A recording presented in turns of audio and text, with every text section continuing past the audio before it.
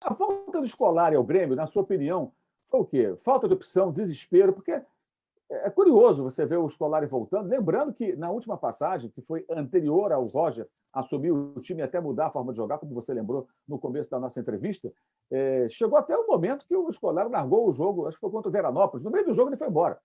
Ele estava insatisfeito com o que Aos acontecia no 40 campo, minutos, né? 30 e foi poucos embora. minutos, né? Isso, Foi para o largou o vestiário. Murtosa lá, e foi embora para o vestiário. O Murtosa ficou lá olhando, ninguém entendeu nada, se aborreceu. E aquilo desgastou muito, né? Porque tinha garotos em campo. E ele chegou no Grêmio na época até com esse propósito, né? De usar a base, tentar uma E ele reformulação. lançou o Arthur, lançou o volante, né? Que foi vendido, o Cebolinha. Então, ele fez alguns lançamentos de alguns jovens, né? Mas eu acredito que o Grêmio contratou o Filipão, na minha opinião, pelo passado que ele tem no clube. O Grêmio não contratou o Filipão com a convicção do seu presidente.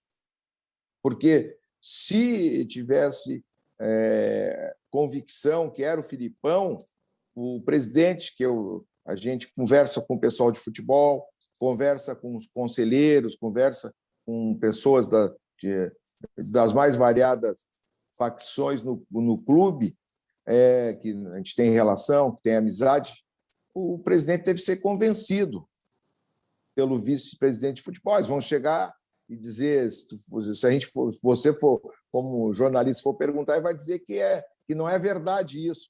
Mas a gente sabe que muita coisa. A gente conhece os bastidores, você conhece os bastidores, você conhece o mundo da bola. E o presidente teve que ser convencido, porque senão o Filipão tinha acontecido com o Filipão o que aconteceu com o Renato no Flamengo.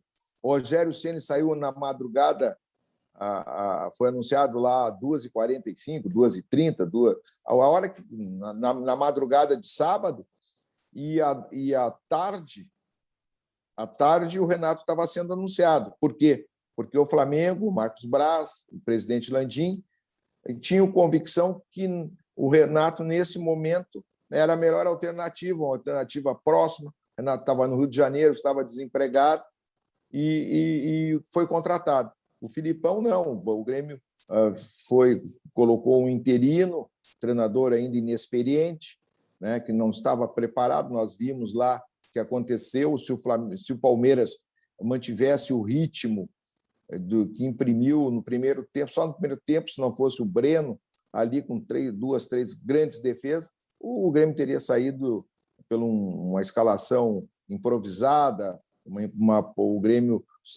O Grêmio jogou no primeiro tempo com 2 laterais, no segundo tempo direitos, no segundo tempo jogou sem nenhum lateral. Então, um treinador completamente inexperiente, né, despreparado ainda para assumir uma equipe de futebol profissional. E aí se o Grêmio tivesse a convicção, o Grêmio teria o Thiago saiu no domingo, depois do jogo o Grêmio errou, Mauro, na minha opinião, essa é a minha opinião. O Grêmio já errou depois do jogo do Juventude, quando expôs o Thiago de forma assim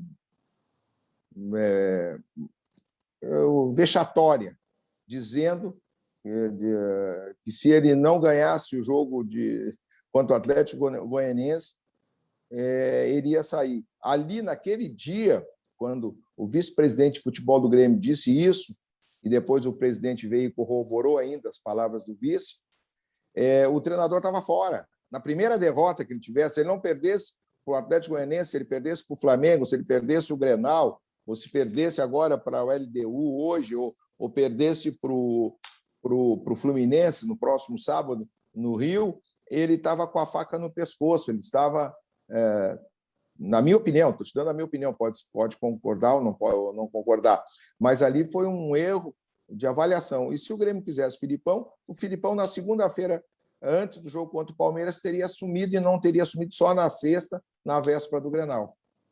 Essa é a minha opinião. Então, acho que o presidente do Grêmio foi convencido pelos seus pares para aceitar a volta do Filipão. Essa é a minha opinião.